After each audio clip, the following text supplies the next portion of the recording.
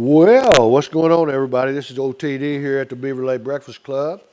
Let me see, it's 11 minutes after 10 on a fine day. We got a lot of sunshine out there today, and I think it's going to melt off pretty well the rest of the snow that we got the other day. We got about 8 inches here in my territory.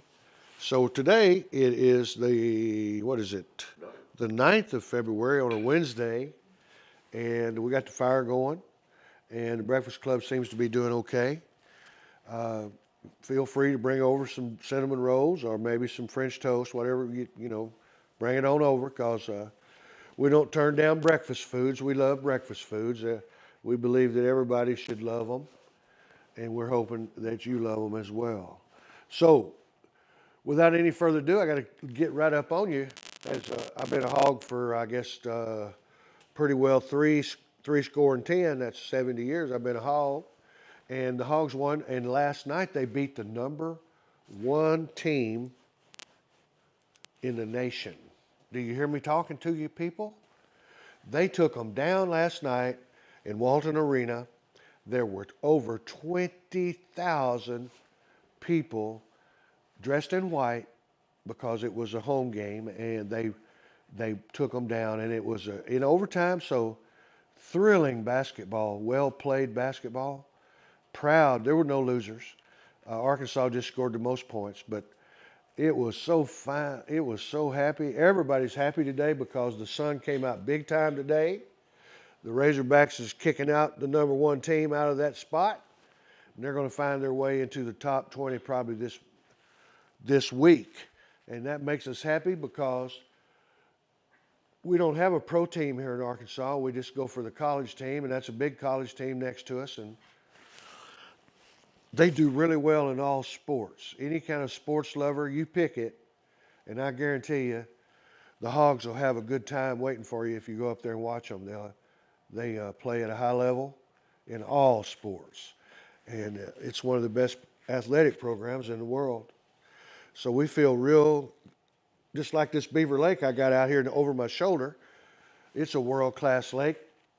Uh, People come here every year to live and have fun. The Razorbacks are world class. We got the Walton Art Center. We got the AMP. We got so many things. We got the Crystal Bridges, which is just down the road from us. We're blessed in so many ways in Northwest Arkansas. It's just unbelievable. I want you to know it's unbelievable. You couldn't hardly be blessed anymore. I can't think of another place that I would rather be. Maybe on the Gulf Coast for the weekend. Maybe that sounds pretty good to me. If I could just go to the Gulf Coast for the weekend, I mean. So other than that, I want to come back here in these woods, in these hills, and I'm going to be a happy man up here. Woo Pig Suey, because it's not very often you take down the number one team in the nation. And hats off to Auburn because they are great. They could be the national champions this year. It's very possible. That's how good they are. So, Woo Pig Suey, Woo Pig Suey, Woo Pig Suey, Arkansas Razorbacks. That's what I'm talking about. And I called them, and I want everybody in the viewing audience to call them because they deserve to be called. Okay? Many be called, but few are chosen. So we were chosen to be here in front of you today and tell you that we love you because you watch us and listen to our shenanigans. We try to keep a clean mouth, and we also try to keep filth out of it because we don't need that. We don't want to bring you down. We want to lift you up, like we got lifted up last night when we seen all them people, all our fellow states people from our state going nuts over one thing. Wouldn't that be something if they came out for the Lord Jesus Christ that way, like he deserves? But no, they do it for basketball. I guess it's just is it a paradox? Is that what you call it? What is that? Anyway, I'm glad to have you here. If you have anything interesting to say, just go ahead and put it online because I'll answer it for you right quick. Uh, this ain't my first rodeo, so I've seen a few things, but I've not seen everything, and I never will see everything, okay? But I've seen a few things, and Uh, I pretty well stick on a pretty conservative. My daddy, mama, they said, when you go out with them other boys, let them spend their money. Don't you spend your money. That was one of the things that I kind of got from my parents. Said they'll spend their money, just wait them out. But don't you dare bring your money out. Don't even let them see it. You know, that was the way kind of parents I had. How about that? Is that frugal? What actually happened because of that is I always had money. But they called me funny names like tight ass Terry and stuff like that, but I didn't care. It didn't. Names don't hurt nobody. You know, if you do anything, they're gonna call you some kind of name. What So, good is money if you never spend it? yeah. Well, I waited till I got the big item. I was saving for the big ticket items. You know, I wanted to wear. If you wanted to wear the uh, HIS slacks with the shirts, the Gant shirts with the Fruit Loop in the back, and alligator belts and alligator shoes to match, and the cardigan sweaters and all the different things. Oh, they had so many wonderful garments back in those days, but they were very expensive. So I found that if I didn't spend my money on little things, I had money to spend on the bigger ticket items, which were really made a difference, especially the items that change your appearance. I found out the importance early that you were treated one way if you dressed up, and you were treated another way in society if you dressed down. I found that kind of early in life because everybody treated you well if you were dressed up. But anyway, that's another subject for another day. I just want to let you know uh, I believe that aptitude plus attitude equals altitude. Does that make sense to you? Let me say it one more time. Aptitude plus attitude equals altitude. So if you're smart and you've got a good attitude, you're probably going to go high and well in your life. Do you hear what I'm talking about? All right, that's my thought for the day right there. And you need to tell that to yourself once in a while. I do too. That about my attitude. So today I'm happy because everything went well for my team. But the question mark, why can't I be happy when it doesn't? It doesn't really affect me. That and I want to let you know right now I'm kind of conservative because I'm from a conservative state. We're hillbillies here, and we don't throw nothing away. If I could take a slight pan around this room, you can tell this guy doesn't throw anything away here in the studio. He's got the first chain he bought when he was 9 years old at Western Auto, and he's still got it hanging over here in the corner. He's one of those guys. He's a hoarder. Okay, do you hear me? He'll take his offspring several years to get rid of all his shit. I strike that word, director, but that's what it is. It's a whole lot of possession that probably 99% of he haven't even seen or looked at or thought about for years. I know where everything is. He says he knows where everything is, and we all know that that's not true. It's just look. I knew a guy one time that had everything he had, just about as many items as Dan, and Seen he those twist ties, zip ties. I haven't seen those in 8 years. he I alphabetized. knew just where they were, didn't He wrote every item he had down on on a ledger in alphabetical order, and he had it on his computer. So if he wanted to know where a little certain size of a nut was, he would go into that category, and it would tell him where to go get that. And it was amazing. This guy was amazing. What an amazing! He categorized everything he had. Plus, this guy was such. He also uh, one thing I found unusual was he recorded all his phone calls, which I don't, and I expect most people don't, but he did, and I just noted that. And I said, why do you, I asked him once, why do you do that? I said, nobody does that. He says, because they claim as the leader in my position of leadership, they claim I said something on certain call. Well, I can prove that that's a lie. I did not say anything near that or like that. And he said, that's why I do it. And I said, oh, okay. So they're really listening to what you're nobody cares what I say, but they're really listening to you he said, yeah, I'm in a position of leadership. And that's the kind of guy he was. And he was married to the head of the Arkansas Education Association. So he married way over his head, way over his head. She was prettier than he was a pretty woman, and What did he do for a living? he was a preacher and a author, religious author, and a preacher, reverend or whatever whatever your religion calls them is pastor. And she was making big money for the state of Arkansas. When you're head over that, you're getting paid about as good as anybody in my state. There's a few over the top of you, but she's doing quite well for a lady. And she held that position for many, many years. My wife really respected her. But that's the kind of guy. He recorded all the calls, and he categorized, alphabetized, and put in his computer everything he had, which was enormous. And he said, I wanted to know where that was. What's the use of having it if you didn't know where it was? And so he made sure he devised a way. And another thing, his Bible had 5 codes. He used highlighters of 5 different colors. And he told you what category those colors were. And he did his whole Bible that way. I saw it one day, which I thought was a systemized type of study that he categorized and systemized. Very interesting guy.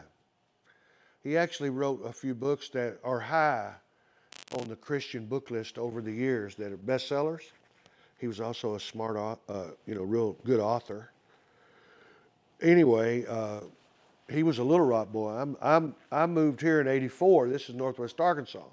Little Rock to us is like the armpit of hell to the people from Northwest Arkansas.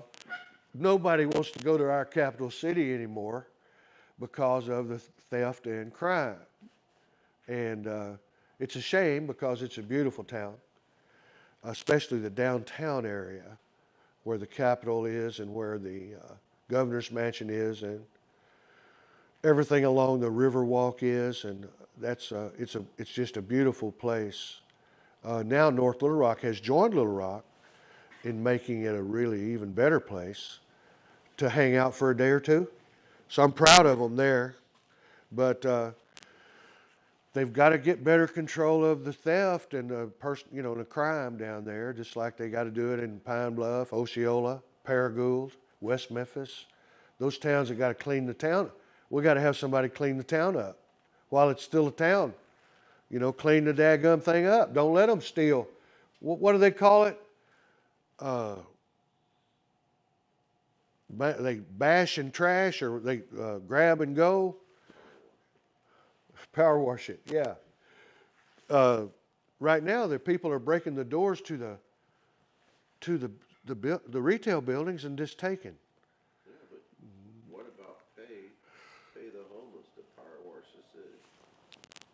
Yeah, that's a good point because the homeless should work for the city. In my opinion, the homeless should work for the city because they need the help, and in return, we'll give them a place to stay and something to eat. Get them off the street and get them a shower every day like they're supposed to be. Give them a Like, power washer.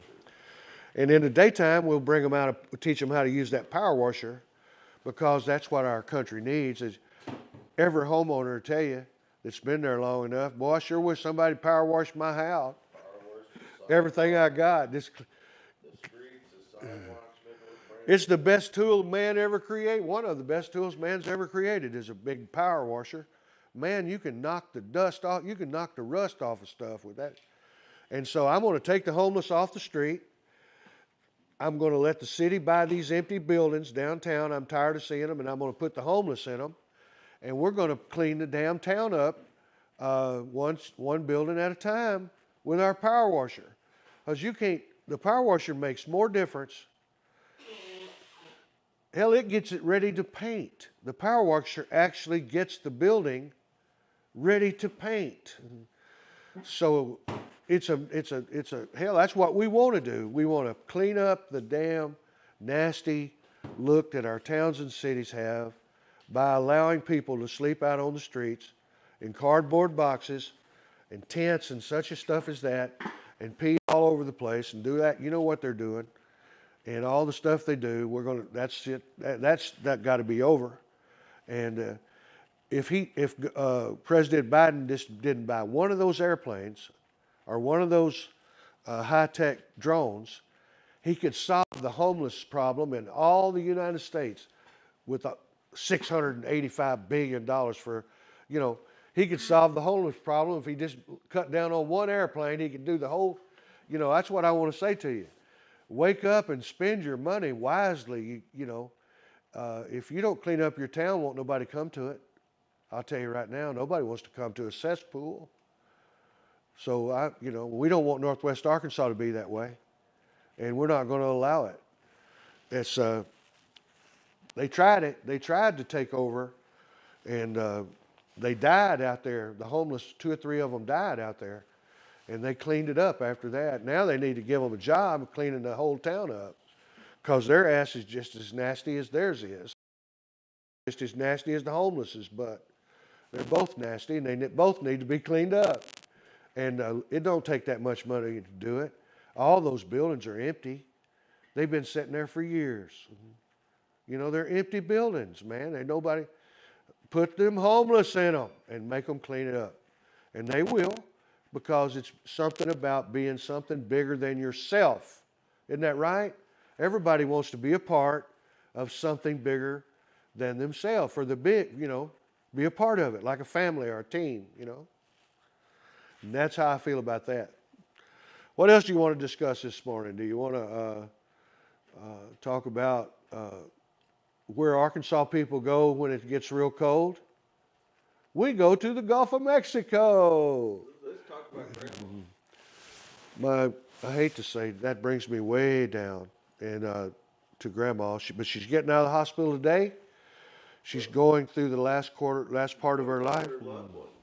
They're at Northwest Hospital. They got kicked out because they were just somebody that we have 3 hospitals in our area. They just need somebody to clean her up. And one of them has to be number 1, one of them has to be number 2, and one of them has to be number 3. Yep. And I think I got stuck with number 3.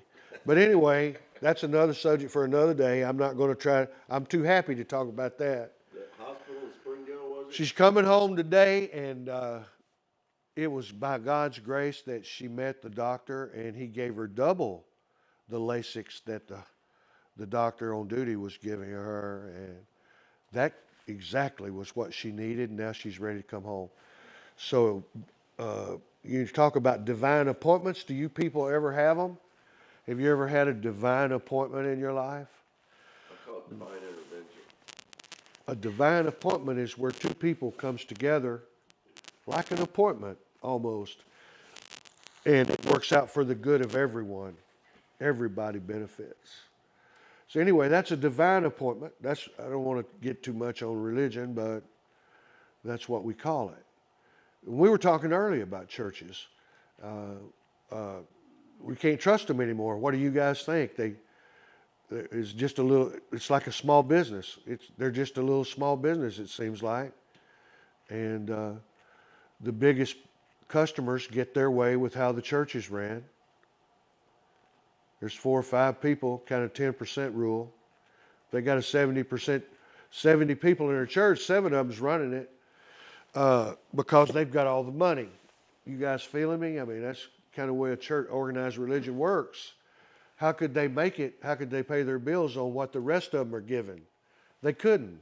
The only way they make it month to month is what those 6 or 7 family or 6 or 7 givers are given. That's how they survive. And They usually have about 35 or 40 for their service.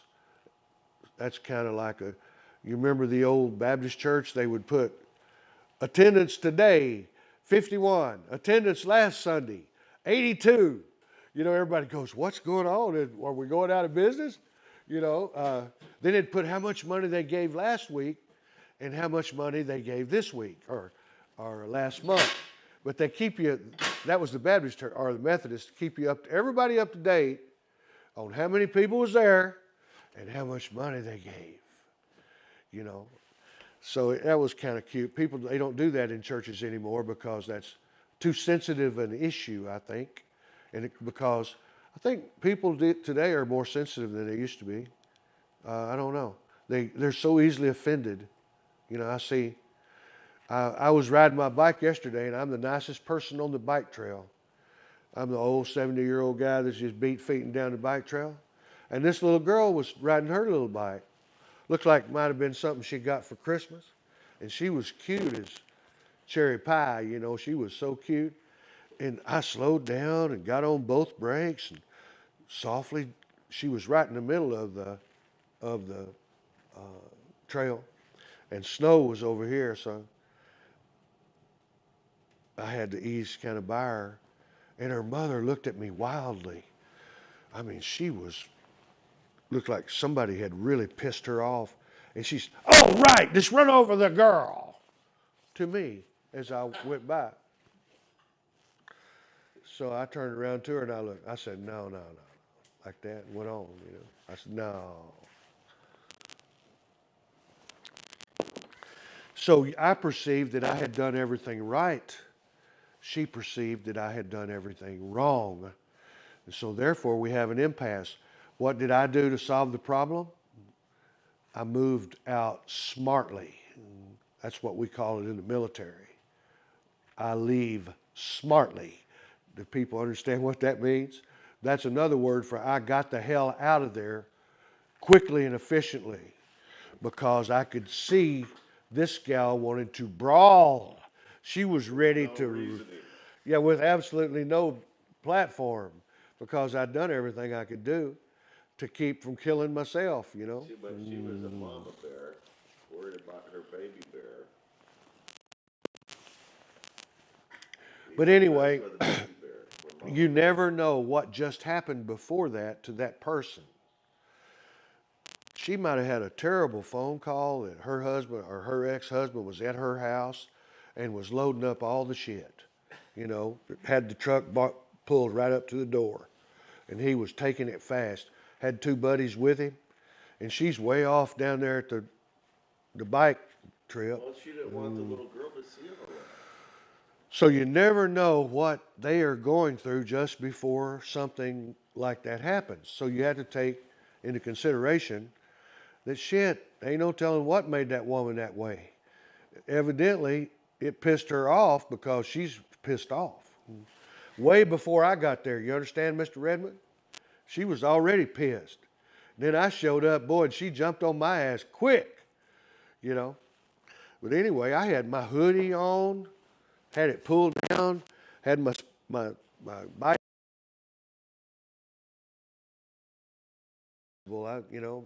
trying to cut that wind off of me. And but boy, she had her eyeballs were that big, folks. You ever seen eyeballs come out of somebody's head that was that big? That's what she put on me. She gave you the stink eye. Man, I'm telling you, look, the stink eye I bet you they weren't that far popping on out. That's how, She thought thought I was trying to run the girl down out there. Well, And maybe you caught her by surprise. She didn't see you coming, and it just all of a sudden you were there, And she did the mama bear thing. Roar. Get away from my baby. But anyway, I read in the Bible one time it said, vengeance is mine, said the Lord. So I just let it go and took off. And I still see those eyes every now and then in my mind, though. They pop up in my eye. That's the right word there. Oh, I forgot to mention. Vengeance is mine must have been the Old Testament. You want to say that again there, man? I didn't get it. Well, in the New Testament's turn the other cheek. Right. If he hits you, if he slaps the crap out of you, let him hit you on the other side. I used to go, "Eh." That's not going to happen with TD. If he hits me, I'm going to try my best to get one on him before I get knocked out. I'm going to try to keep from getting knocked out, you know. But we're not talking That's about it. not what the And let him have a good shot at you on both sides. yeah. What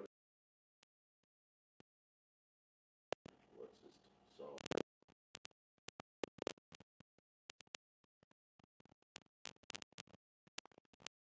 Uh, love your neighbor as yourself.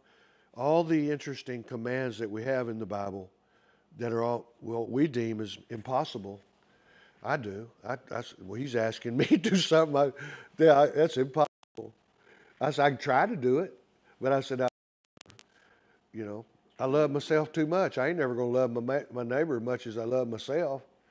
I love myself too much. You know what I'm talking about? How can I do that? It seems like it's impossible. But he says, if you draw near to me, I'll draw near to you. So maybe if I get more like him, I'll be that way. So I'll try my best to draw near to him. And all due respect, I certainly ain't no good. I have a history of pleasure seeking. I think that's how you would describe my life.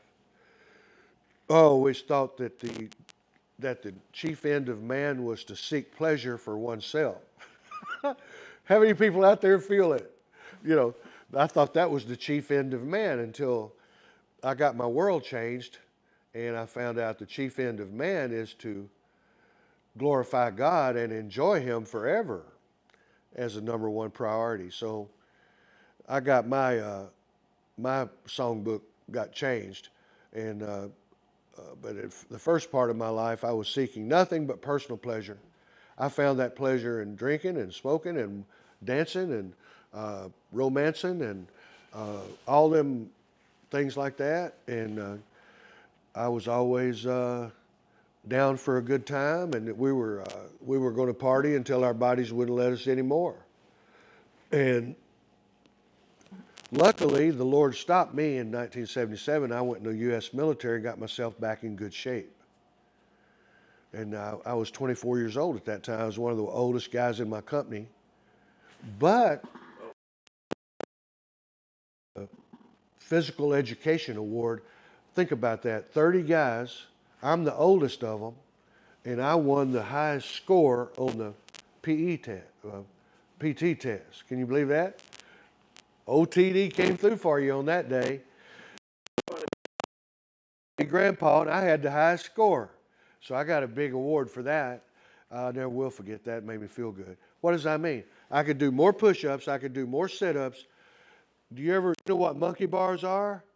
Well, I could do more monkey bars, and I could run 2 miles, and my score was higher than any of those guys.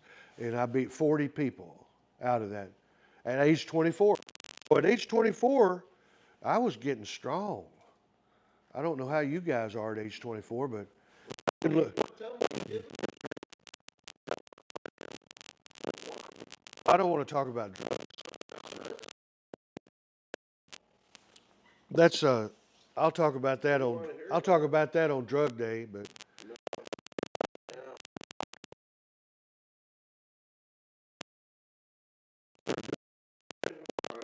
Waikiki, where were you? let me tell you something about Hawaii. I'll tell you some good things about Hawaii. When I went there, I lived in the middle of the island of Oahu. I was 10 or 12 minutes from Waikiki. I was 10 or 12 minutes from Pearl Harbor.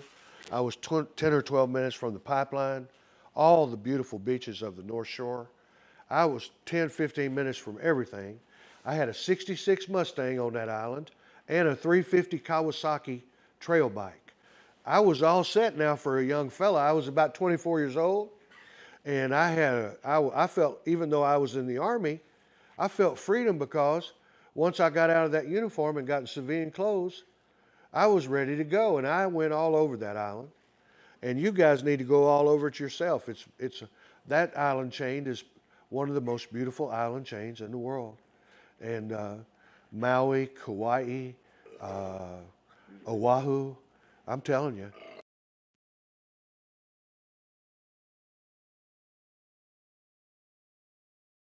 it's gorgeous over there.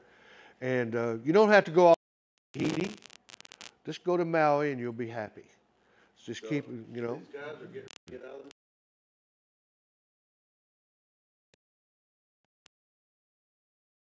I had a friend of mine that was named Ameparosa. He was from Guam. I mean, he was from Samoa. And he told me that they were fixing to put him in jail. The Army was going to put him in jail because he had lost $150,000 worth of supplies because of theft. They, they basically stole it right out from under him, and he didn't know what to do about it. And they took off with the merchandise back to England. It was a group of English soldiers, and they stole him blind. And they were trying How to. does that happen? They come in. They come in to get. He let the door open, and they came into the supply room with all the stuff in there, and they just started jerking it out of the boxes and walking off with it. And he tried. By the time he got it under control, at first he didn't notice it because they put a big wall of people on it in his face, so he couldn't see what was going on behind him. And they were just ripping it blind, boy, just right out the door. No accountability of no type. And this is real expensive gear. And so he said, "Can you help me, Sergeant Deal? Sergeant Deal, can you help me?" So I wrote a letter to the Department of the Army and to the inspecting officer that said that he was ill. He had just gotten to Hawaii. He was ill prepared. He hadn't been there long enough to hardly unpack. No, he had no supervision from headquarters or anywhere above him in any way. These rowdy Brits came in. Nobody helped him at all. He had no clerks. He was stuck in a position that was doomed to fail. And they let him off of every dime of the whole thing. He didn't owe nothing. And so this guy, Ameparosa, was so happy with what I did on that letter that he came to me and said, "I'll let you go." He said, "I'll tell you what I'll do in return.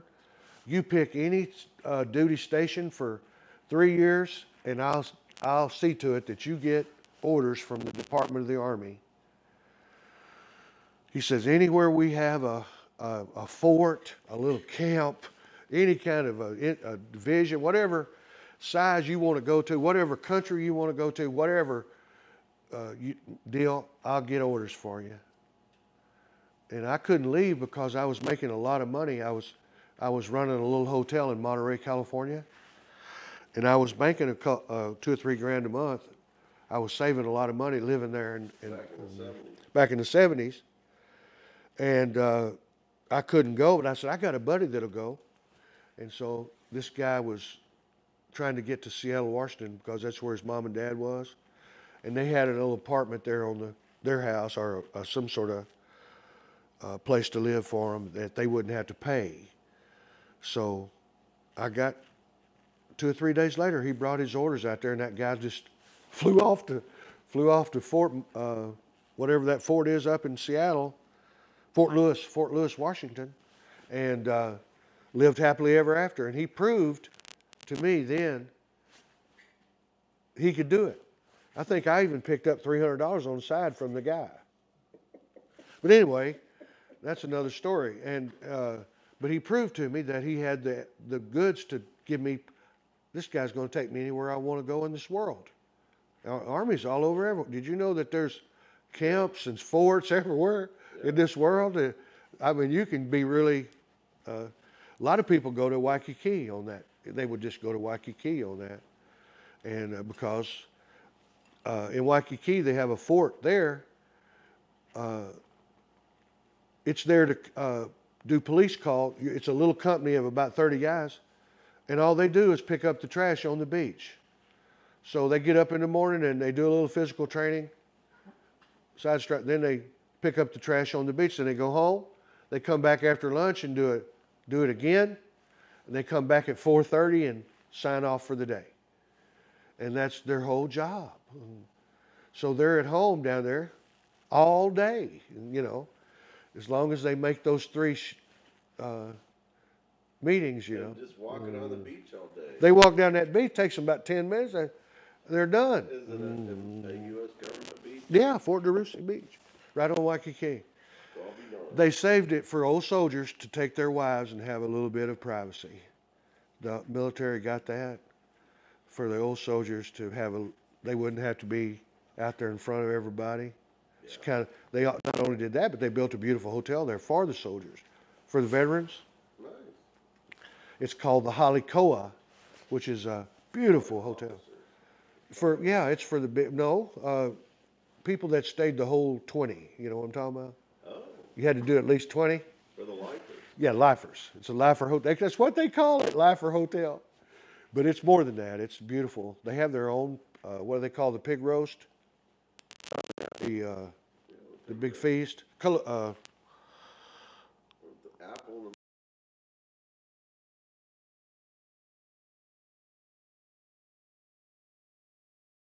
Pig. They under the ground. Oh, yeah. That for the veterans over in Waikiki. They do that for the veterans guys over in Waikiki. They're American Indians, Hawaiian American Indians, just like all the American tribes here. I spent 2 years in Hawaii. I spent about a year and a half in Korea. I did 3 years in California. Went all kinds of places with that. Used to fly a lot on.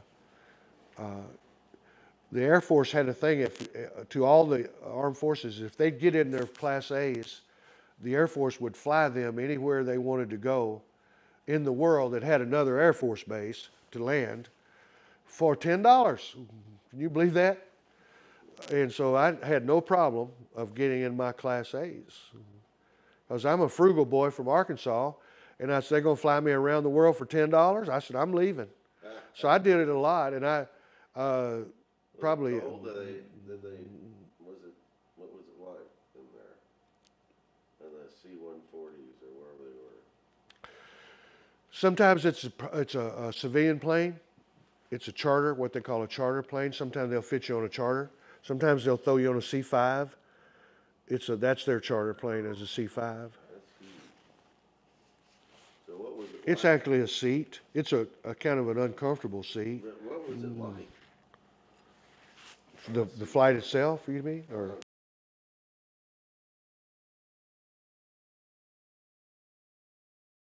I've been in other aircraft that were comfortable, it was nice. I'd flew first class a couple times. Sometimes they'll give a soldier first class. If they have one left, they'll look back there and see a soldier, and they'll bring him forward and put him in front. That happened to me twice. So I knew what that was. C-5 sucked all the way, but look, I'm paying $10, man. Huh? Why? Why? What? Why does a C-5? The seats were uncomfortable. We were turned around backwards. The actual seating plan was a long stairwell that you had to climb. A lot of older people had trouble with that. How deep? How tall was it? A pretty good ways, about 2 or 3 stories, 2 stories maybe. 16, 18 steps, a spiral stairway. Cargo area? It's a spiral staircase that's made out of metal that leads you up to the seating area. So on the 3rd floor, you got to climb too. That's 3 floors up. You're on a transport plane. Right, which is like huge, apparently tall. It's huge. Yeah, it smells. It smells like gas in there. That's when a lot of people got sick on them.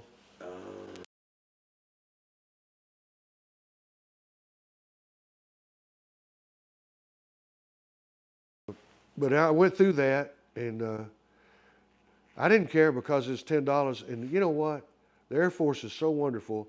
They would give us 2 ham and cheese sandwiches, a bowl. I think it was either 1 or 2 boiled eggs, a package of potato chips, a Snicker bar, and an orange, and that's free. That came with the $10. I thought that was worth $10 by itself.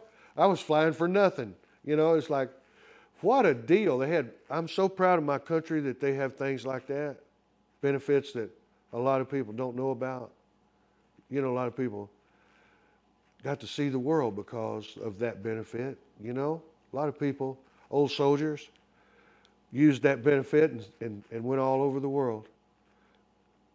I've heard they slept in the airport, and they would mix, they'd get broke right before the end of right before payday, and they'd mix that tomato ketchup out there in the restaurant with hot water and make soup.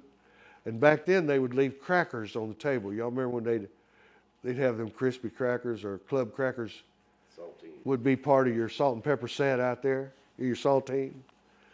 And they'd crumble that in there and make them a soup. Heat that up in that microwave they had set on, or get the cook to help them. But 2 days later, it'd be payday, and they'd go over. I don't know if you guys know it or not, but when you're in the military, no matter where you go, you can get paid. If I'm an Army boy, I can get paid on the Air Force base. I can get paid on a Coast Guard base. If it's payday, I'll go down there. They'll pull my name up. They'll see how much money I'm owed, and they'll pay you in brand spanking new money. That's what I always liked about the military.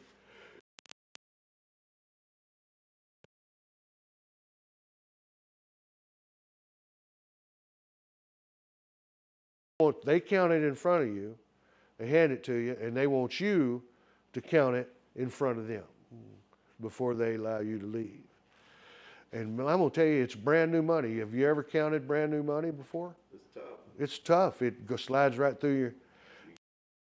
Yeah, you have to spit on it to Well, get you through. don't have to worry about getting germs off the money, because ain't nobody handled it yet. That guy will go Oh, by. except for that guy, gross. That old guy that's traveling on that money he'll go after he gets that money. He'll go get a brand new outfit, go put his name on the manifest, and since they're retired, they don't have to wear the uniform. They can go with civilian clothes. If you're not retired, you have to wear the uniform. But anyway, he'll come right back up there in them brand new clothes, and he'll be in Guam just like that, because that's where his next stop is. He's always knows he's at that airport because he knows that's where you have to be to get to Guam. So he knows that whole system really well. Air base. I think they call him an air. So is he at an air base? Yeah, he's at an air base, and they're flying all over the world, and it's $10. I hope they still do that. I don't know if they still do that or not. And that's a wonderful benefit that a lot of veterans have used over the years to get to know what kind of world we have out there. Google it.